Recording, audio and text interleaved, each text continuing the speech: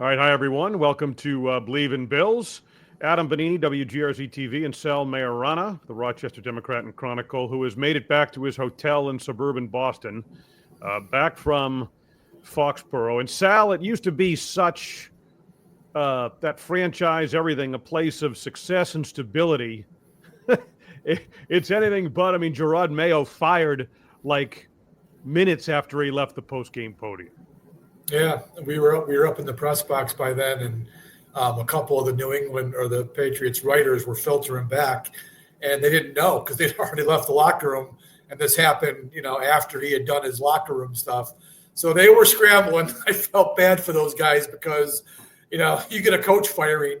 I think they were all prepared to start working on that tomorrow, but not tonight. Yeah. So it was a little bit chaotic in the press box. Felt bad for them, but why wait, right?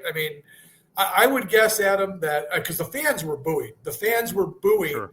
every time the field goal kicker made a kick because they were pissing away the number one pick. And I think a lot of people came to that stadium today hoping the Patriots wouldn't embarrass themselves but lose the game and lock away the number one overall pick, and they didn't do it.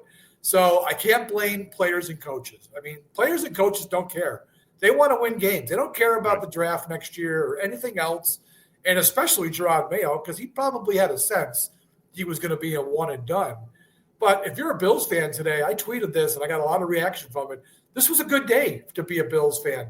Yeah, your team lost, but a division rival just blew a great opportunity to control the start of the draft. And they probably would have traded that pick away for a bunch of high picks that could help them to start rebuilding around the quarterback they've already got here. So that was a bad day for the Patriots. I don't care.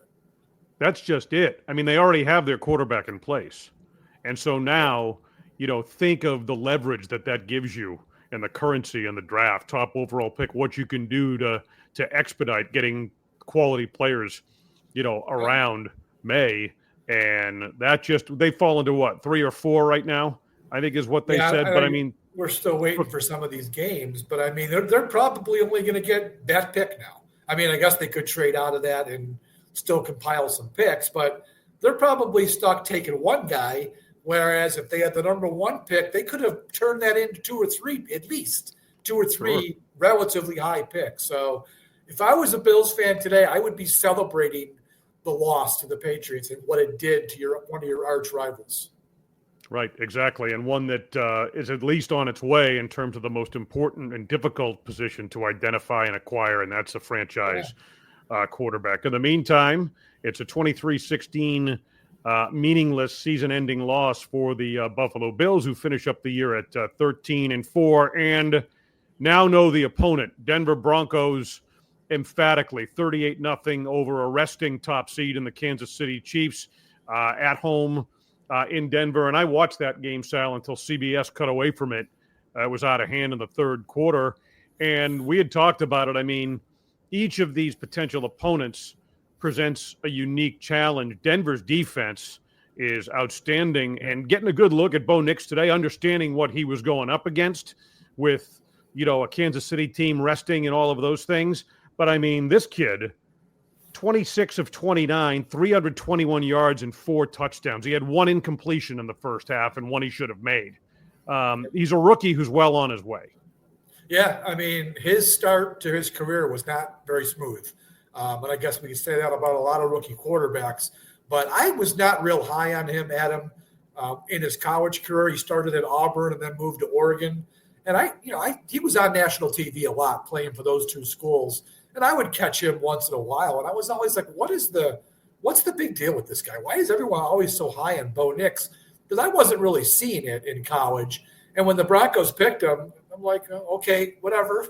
It's better than Russell Wilson down the road probably. But I really wasn't expecting much. And then he got off to the start he did where, he was terrible. He was flat out terrible his first 6 or 7 starts. Well, since then, I ran some numbers, and he's completed this is before today.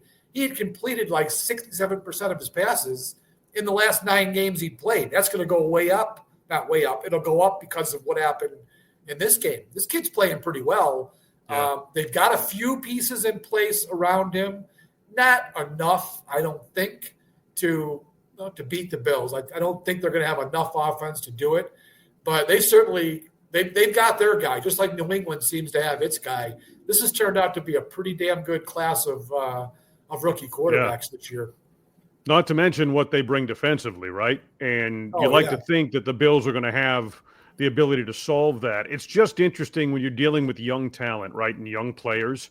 You never know how much progress they're going to make, how fast. And it's clear that Nick's is on an upward trajectory. I mean, I like the matchup. We'll spend all week really breaking it down. But so long as the Bills do what they've done and protect the football and, are able to be efficient offensively and with Josh Allen in there and leading things as he has, I like their chances in this game. I mean, I think I like McDermott in that defense, albeit with its shortcomings. You're dealing with a rookie quarterback now, first playoff game in Orchard Park, in a game where they're going to need to score, despite what they bring defensively. I like the Bills in this matchup, but if they're not careful, this is a dangerous team, I guess is the point I'm making. Yeah, I mean, we kind of went through all the three possibilities last week, and I think we both agreed that Denver, you didn't want to see Cincinnati, and I didn't particularly want to see Miami. As it turns out, Adam, that might have been the team because I don't know if Tua's playing, and they just look like they're shot. So they might have been the best matchup maybe.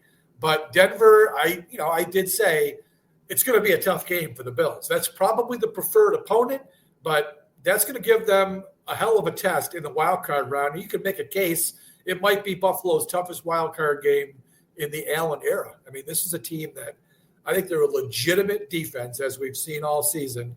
And, this rookie quarterback, here's the thing with Nix that maybe I overlooked when he was drafted is that he did play a lot of college football. I mean, he started at Auburn at least 3 years, and I think he might have had 2 years at Oregon. I could be wrong, but I think he had a ton.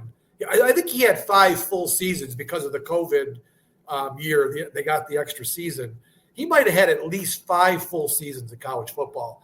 That's important for a quarterback. That is, Josh Allen had 2 at Division I level, right? This kid's had at least, I think he had 5. So that was definitely a thing that he brings to the NFL.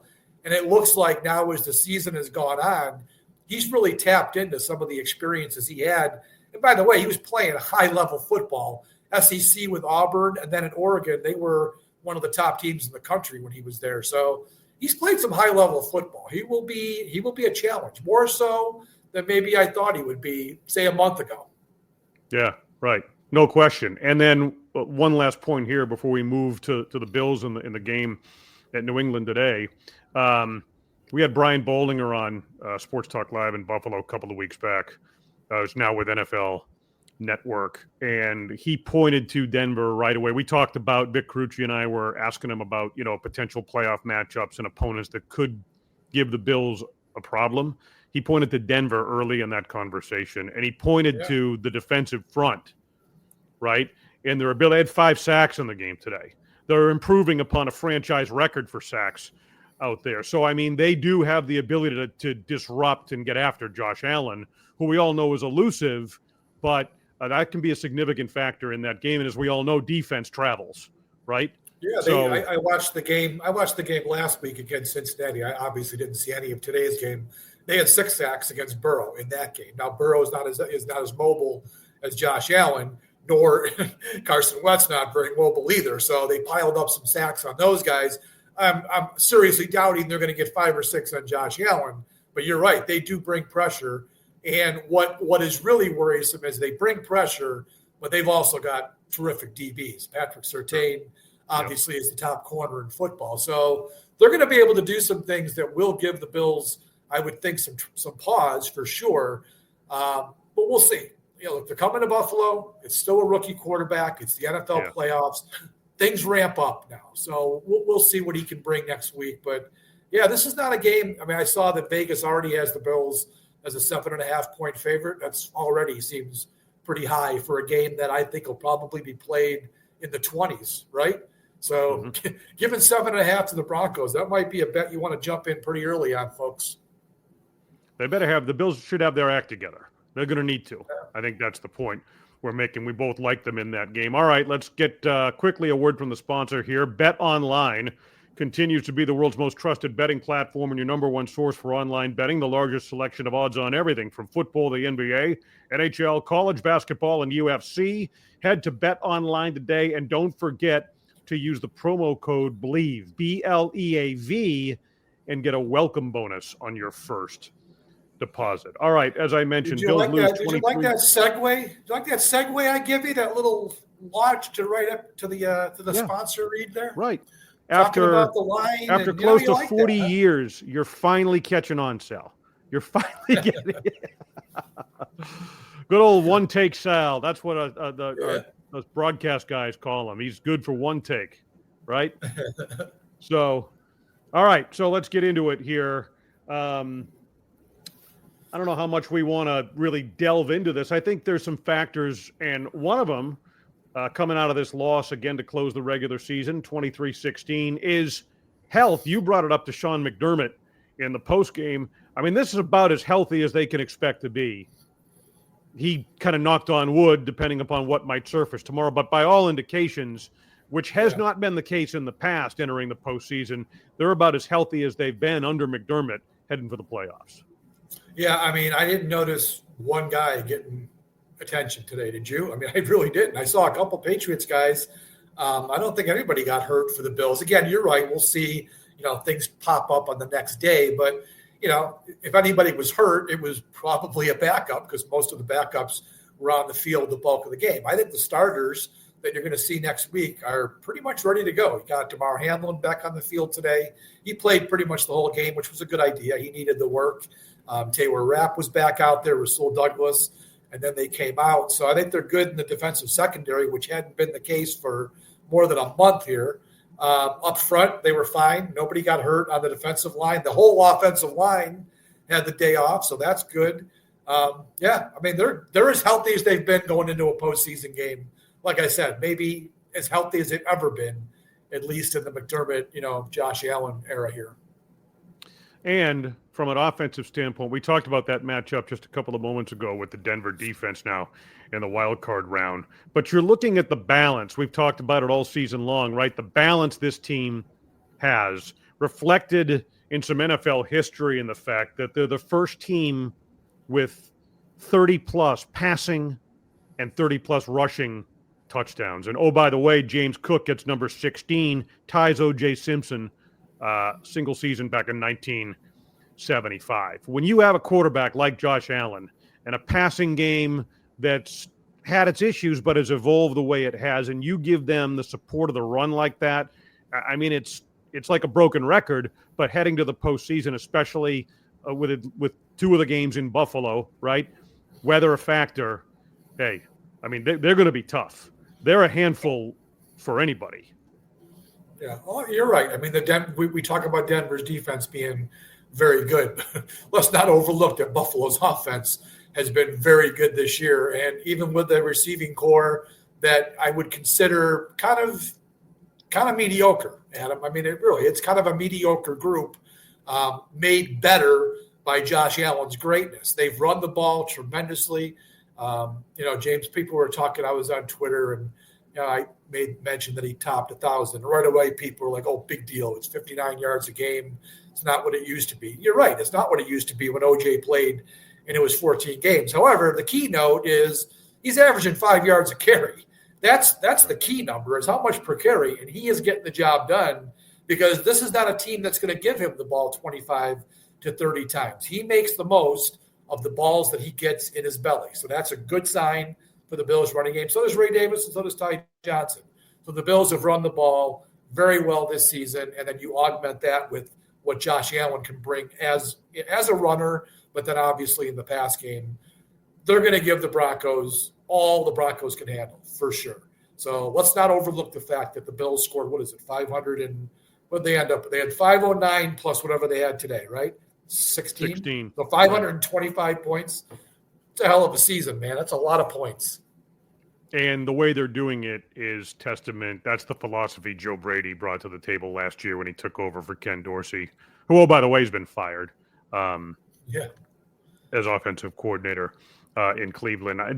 Turning to the run and establishing that was the immediate impact that he showed, and it's come to fruition through the course of now a full regular season.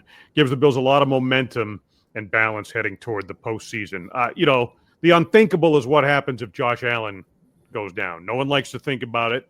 It's a subject because of his style of play, maybe less of a topic this year because of that balance and the way he's run the ball this year, protected himself better, all of those things. However, what do you think of Trubisky today? 15 to 21, 101 yards, a touchdown. I mean, whatever. It's the kind of game that it was. I caught a little bit of Steve Tasker on the postgame, because he's taken some lumps and, what do they really have there? I mean, I saw, I was reasonably impressed. A functional quarterback in there. Look, I don't want to spend too much time on this. I think it's just a footnote coming out of the game that's something to take care of. Look, Adam, if Josh Allen gets hurt, they're screwed. Right. I don't care what. In the postseason, you're playing the best teams. If he were to get hurt, God forbid, they're done. So we shouldn't even be, being concerned about it. So as for Trubisky today, look, he's a backup quarterback. Made a couple nice throws. I'm not, 15 to 21. There was nothing really high risk in any of those throws. 101 yards. So, I mean, what are we talking about here? Led a couple touchdown drives. Actually led one touchdown drive and then got the freebie after the fumble recovery at the 16. So it was fine. And let's face it, they're also playing the Patriots, who were 4-13 for a lot of reasons. So I'm not going to read too much into what Mitch Trubisky showed today. Good for him that he got out there, got to play a game. He hadn't really played since November of last year for Pittsburgh. I talked to him after, and he was, he knew he could have done better. He wished he had won the game for the Bills, but let's hope we've seen the last of Mitch Trubisky in 2024. Of course, that goes without saying. Maybe more relevant, and this will be the last point that I have anyway. What do you think of Keon Coleman in this game? Yeah, now he was targeted 10 times with 2 receptions. Yeah. He was a victim of a couple errant throws. One, I think it was at least one by Trubisky, a couple by Mike White. Mike White missed him wide open over the middle late in the game there when they actually could have done something at the end of the game and maybe gone down. But he also, Adam, this has been a problem for him all year. He does not get separation. He is a contested catch guy. I understand that. But in the NFL, you need to beat guys in coverage. You've got to get separation and give your quarterback a little bit more of a window to throw the ball. And there were a few times today. And Christian Gonzalez, who's their best cornerback, didn't even play in the game. And there were times today where Keon just wasn't winning his routes. There was a play late in the game. It was a deep ball that White threw. It was a double move. He did not beat the guy. The double move did nothing. And that guy was stride for stride with, I don't even know who the DB was. And Keon had no separation. So, look, he's a rookie. He's got a long way to go before he's going to be, anything more than what he is right now, a number 3 type of receiver. They need more from him. He'll make that great play, right? He's got that jumping ability. The play last week in the end zone against the Jets was a perfect example. But they need more as a route runner and as a guy who can get separation and get open. And that was lacking today. That was really a problem for him. Yeah, I mean, I think we've seen his talent. We've also seen his limitations in his rookie year. And I think it's a relevant point to make. All right, Sal Marana. They didn't have Khalil Shakir today. He didn't play at all. Obviously, Cooper wasn't even here. He had some other personal matters. So that probably didn't help Keon. But, yeah, they're going to need more from the entire receiving crew. We've talked about Cooper several times, right? They need more from Amari Cooper. I told you, I've been underwhelmed by what he's done since he got here. So starting next week, this group has really got to be a little bit better than they were certainly down the stretch here for sure. All right, Sal Marana, thank you, sir. That puts us a wrap for us on the regular season. Again, Bills finished 13-4, number 2 seed in the AFC.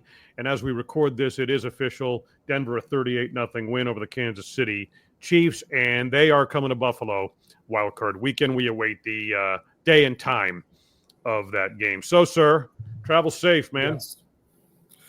I hope it's better than it was coming down here, man. I went through Syracuse, and it was 1 hour of sheer hell. Maybe some of the worst weather I've ever driven in my life. The guys from Buffalo that drove, and me and Catalana were driving separately, and it was white knuckle. So hoping it's a whole lot better going back tomorrow. Yeah, I haven't looked at the forecast, but fingers crossed for you. Syracuse is always a challenge when it comes. Dude, I went to school there, man. It was bad. I made more than a few treks. That was as bad as I've driven in many years. It was incredible. So, yeah, bad. For a meaningless game, I came here and risked my life. Right. For Get you back people. safe. Get back safe. And you don't have to write tomorrow, do you? Oh, yeah. I'm actually going to start writing right now, try to get a jump on it, and then get on the road in the morning.